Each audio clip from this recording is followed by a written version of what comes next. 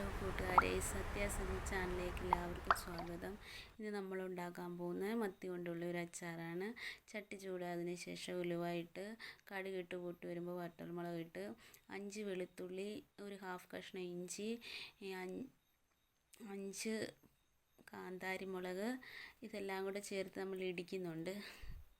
ഇടിച്ചതിന് ശേഷം ആ മിശ്രിതം നമ്മൾ ഇതിനകത്തോട്ട് ചേർക്കുന്നു. അതൊന്ന് മൂത്ത് വരുമ്പോഴത്തേക്കിന് അത് ചെറുതായിട്ട് ഇളക്കി കൊടുക്കുന്നുണ്ട്. ഇളക്കിയതിന് ശേഷം നല്ലതായിട്ട് മൂത്ത് വരണം. മൂത്ത് വന്നതിന് ശേഷം നമ്മളിതിന് ആവശ്യമായിട്ടുള്ള മുളക് പൊടി എടുക്കുന്നുണ്ട്.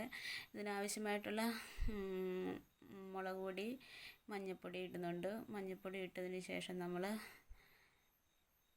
നല്ലപോലെ ഇളക്കി കൊടുക്കുന്നുണ്ട്.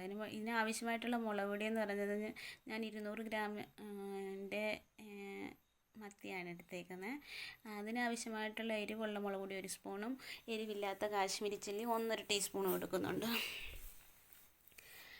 ഇതൊന്ന് മൂത്ത് വരുമ്പോഴത്തേക്കിന് നമ്മൾ ഈ എടുത്ത് വെച്ചേക്കുന്ന മുളക് പൊടി ഇതിനകത്തോട്ട് ചേർക്കുന്നുണ്ട്. മുളക് പൊടി ഇതിനകത്തോട്ട് ചേർത്തതിന് ശേഷം അത് മുളക് പൊടി പച്ചമണം എല്ലാം മാറിയതിന് ശേഷം നല്ലപോലെ നമ്മൾ ഇളക്കി കൊടുത്തതിന് ശേഷം ഈ വറുത്ത് കോരി വെച്ചിരിക്കുന്ന ഈ മത്തി ഈ കുറച്ച് മുളക് പൊടിയും മഞ്ഞൾപ്പൊടിയും ഉപ്പും കൂടെ ഇട്ട് നമ്മൾ ഒരു അരമണിക്കൂർ പുരട്ടി വെച്ചതിന് ശേഷം വറുത്ത് കോരിയ മത്തിയാണ്. മത്തി നമ്മൾ അതായി വെച്ചേക്കുന്നത്.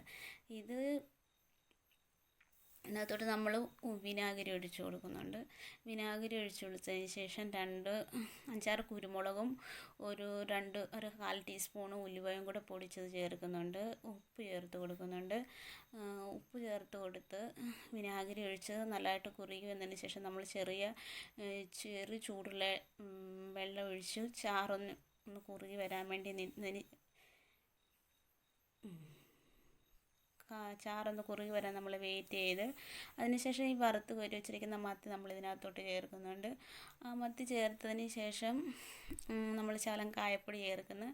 നമ്മൾ കായപ്പൊടി ഇട്ട് കൊടുക്കുന്നുണ്ട്. ചെറുതായിട്ട് ഒരു 1/4 ടീസ്പൂൺ കായപ്പൊടി ചേർക്കുന്നു. കായപ്പൊടി ചേർത്ത് ഇളക്കിയതിന് ശേഷം സ്റ്റൗ ഓഫ് ചെയ്ത് നമുക്ക് ഉപയോഗിക്കാവുന്നതാണ്. ചോറിൻ്റെ കൂടെ നമുക്ക് ഉപയോഗിക്കാം. ഇതാണ്.